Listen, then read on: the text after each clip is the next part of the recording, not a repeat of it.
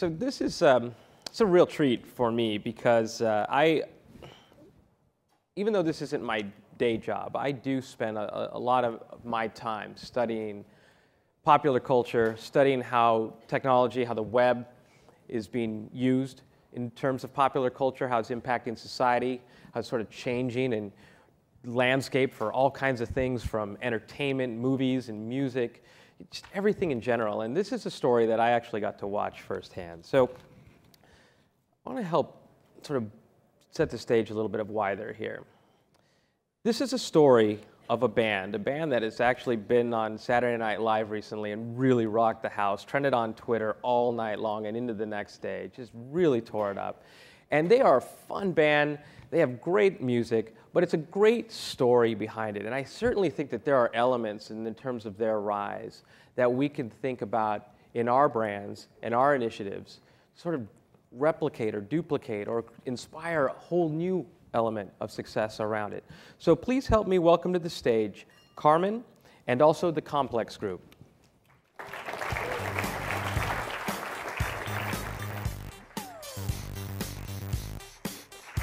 guys. Hello. All right. All right, hugging it out. All right. Have a seat, have a seat. Thank you. Well, I have... These are great couches. Great couches. Right. Yeah, I just brought them from IKEA. I had to build them myself, though. There's extra parts, too. That's what IKEA does. Well, I have a lot of questions. I actually don't even know where to start, but I'm gonna jump right in. So why don't we just take a moment, each of you, start with you, just introduce yourselves, and let's jump right in. So you start. All right. Hi, everyone. Good to be here. Brian, thank you for having us. I'm Nils Gums, and I'm the founder of an artist management, artist development, and TV production company called the Complex Group. We're based in Los Angeles, and that's sort of like the official spiel, but really we are a bunch of entrepreneurs in the music and TV world, and we look for loopholes in the industry and try to see how we can shake things up and really be disruptive. And then to my left, we got Amy and Nick Karmin. And we're the most disruptive ones. No, I'm kidding. I am Nick Noonan. Nice to meet everybody. Hi, and I'm Amy Heidemann, and together with our powers combined, we are Karmin. Well, also congratulations on your engagement. Thank you. Thank you, Nils and I have recently. Well, all right, let's jump right in because you could look up at your YouTube channel, and the thing that you'll see right off the bat is that all of your videos have astronomical numbers associated with them and just a lot of love. But one of the other things that you notice too is that your videos, while creative and a lot of fun, I think the one I first was introduced to was the Chris Brown one, Look at Me Now, which, have you guys seen this Chris Brown? Yeah. Yeah. She has the same enthusiasm I have with it. She's the one. How many views has that one up to? 74, 75 million, something like that. At least, yeah. Wow.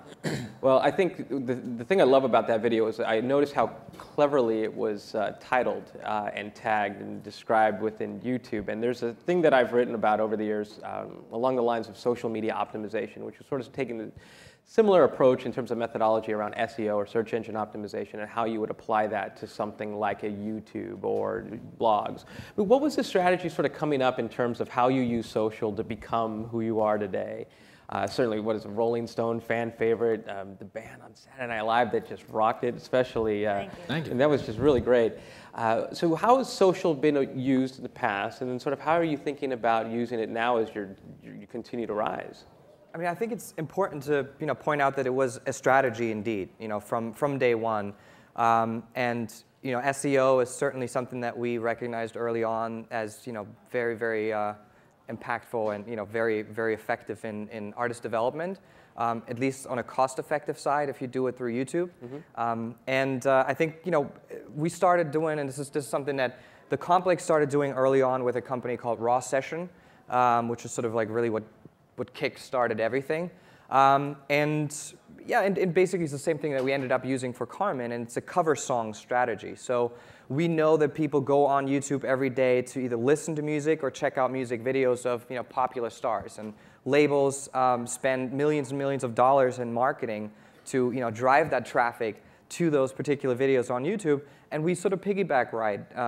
We decided to piggyback ride on that, and really use the SEO and get views that a band normally never would. That starts out, and uploads their original music. So we knew that if we do a cover of Chris Brown's "Look at Me Now," that there's millions of people looking at this over the time span of the next 2 months, and why don't we upload our rendition and and get it up there as well through titling, the right tags, again, like some of the same SEO elements, and and then use that to our advantage and drive traffic to an artist's original music. So through RAWsession, we realized that we weren't reaping all the benefits, breaking artists and working with them on a one-off basis. So we were like, why don't we do this with one artist and do it all the way through and take everything we've learned and and so we sat down with Karmin, with Amy and Nick, and presented that idea, and they were absolutely game, and you guys took it to a whole nother level where we could have never taken it otherwise, and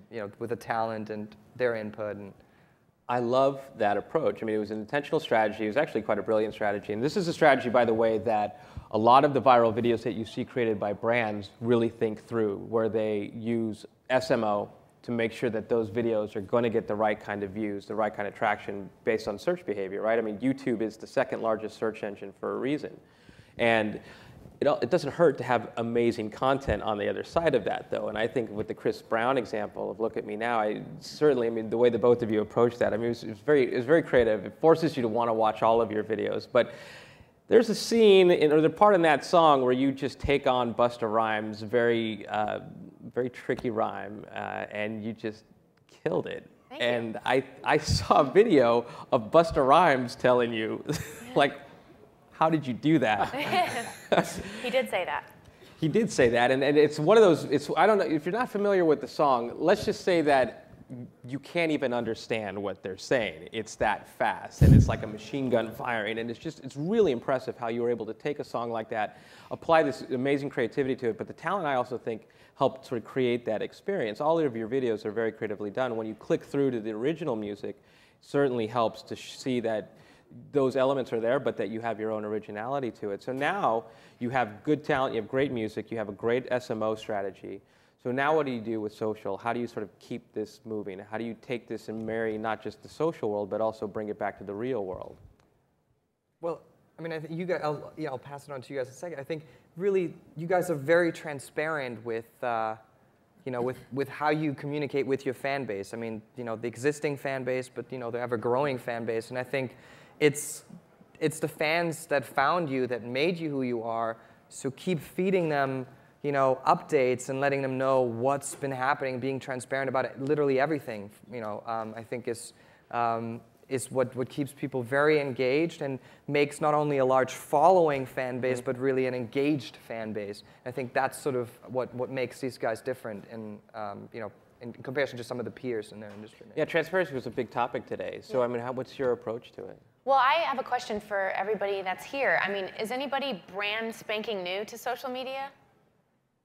You're too embarrassed to say. I'll be honest, I think I'm a student. I remember a time when I had no idea what I was doing on Facebook or Twitter or any of these major social networks.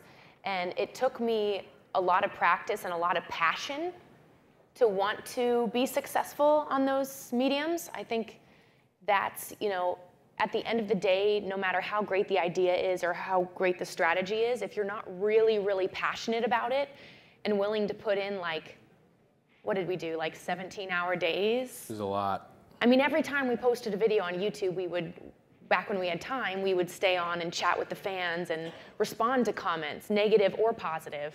And we would send an email to every subscriber and every follower. And I think that was part of it at the beginning. And that was very organic. So I think the passion really drove us. That was always our strategy, though, was just how much do we really care about this and care about our fans. And I think as long as that's honest and authentic, it's going to succeed. It's just a matter of time. Yeah, no, it is really interesting because a lot of the major stars, especially, this is still so new. We're just kind of figuring out how to use it and then how to really kind of use it for whatever kind of reason you want, for just strictly social or for corporate or for branding or all that stuff. But literally, like, Oh God, what was I talking about? I started getting really excited.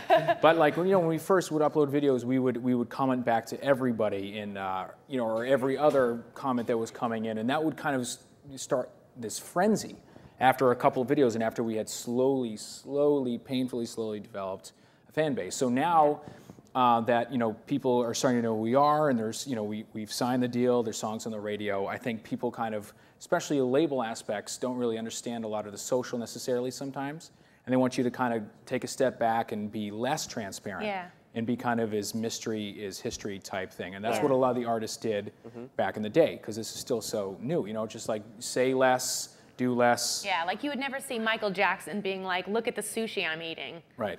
It was going to the gym, LOL. LOL, need to lose 5 pounds. Yeah. But now it's a Right. lot more transparent. Where the old model was mystery makes history. Right. Now, at least in the artist world, and I'm sure it's similar across the board, it's be as real as possible and relatable as possible. Yeah, in fact, there's a great college commencement speech out there that talks about live a recommendable life, and this idea of sort of living with that philosophy, that if people are going to talk about you, what are they going to say, and how are they going to support you in the long term? So a couple things I want to just say in wrapping up. First, that strategy, not only is it going to work, it's a great way to work. It's a lasting effect, because I think the thing that I appreciate about your community is that you're still engaged, and they want you to win. They want to watch you succeed. They're actually rooting for you, and that's something very special. You certainly don't see that a lot with artists. I mean, you see fandoms, but I think this is a true relationship. So the last question I'm going to ask,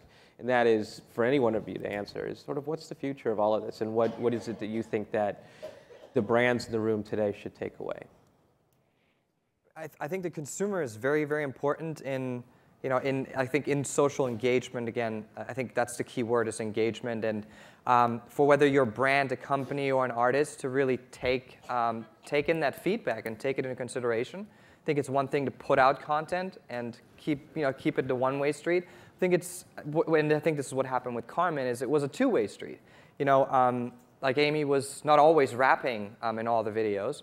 But then when she started to do that, the response was phenomenal, and we knew that this is something that we have to incorporate into the original music as well. And so I think again, having this be a two-way street, taking in feedback, and I think the consumer is really going to be driving a lot of where product development is going to go, artist development, business development. At least that's what I believe. No, absolutely. I think there's all these free analytics with social networks. You can literally ask, sometimes we go on Twitter, is like, what is your favorite picture of us? What is your favorite look? What's your favorite color? Hairstyle. Literally, and that's free information, because they're just going to respond and tell you what they like the best.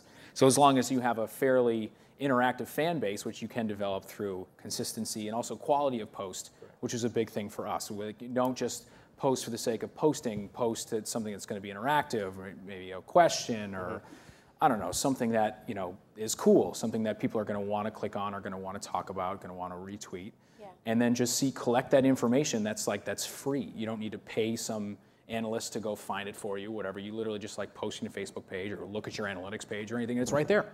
Yeah. Well, I love the fact that you're actually looking at the analytics and having it affect your products, and I think that's part of the transparency. That'll ruin my street cred, bro. Well, I don't think you have anything to worry about street cred. I mean, when the Roots ask you to come and take their stage and perform on their stage, that's all the street cred you need. Well, you're going to. We have a surprise. After our next guest, they're going to come back and play a few songs for us. So we'll welcome you back up in just a minute. Thank you so much. Thank you. Thank you, guys. Thank you for having me. Thanks, Brian. Thank you.